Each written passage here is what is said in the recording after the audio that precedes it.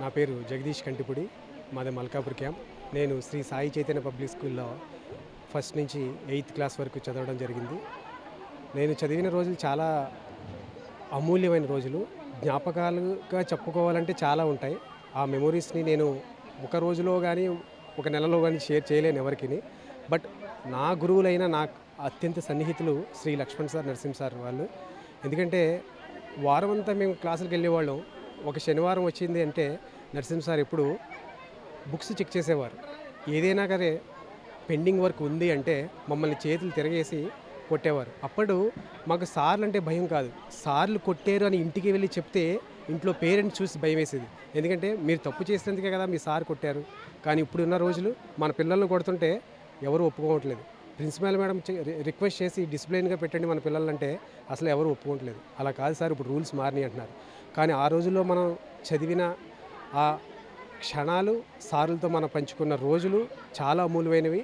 అలాగే నాతో ఇప్పుడు మన క్యాంప్ అన్నయ్య, రాము అన్నయ్య.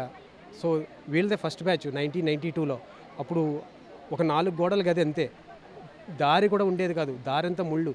కానీ వీళ్ళు నలుగురు కలిసి, వీళ్ళతో పాటు ఇంకో ముగ్గురు కలిసి ఆ దారిని చాలా క్లీన్ చేసుకుంటూ వెళ్ళి ఆ 4 గోడలకి ఒక రూపం తీసుకొచ్చి వాళ్ళతో పాటు ఒక 20 మందిని స్టూడెంట్స్ని గ్యాదర్ చేసి ఆ స్కూల్ని ప్రారంభించడం జరిగింది.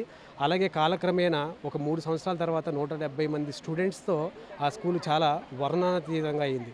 అప్పట్లో చాలామంది అనుకునేవారు, అరే 2 సార్లు ఏంట్రా 170 మందికి చేయడం ఏంటి, ఇది నిజమేనా అని. ఈ వార్త మన పట్టణం సింధనూరు వరకు చేరింది. అక్కడైనా ప్రముఖులు ఒక 2-3 వచ్చి ఇక్కడ ఇన్స్పెక్షన్ చేయడం జరిగింది. ఇన్స్పెక్షన్ అంటే తప్పుగా కాదు, ఇది ఎలాగంటే వాళ్ళు ఎలా చేస్తున్నారు.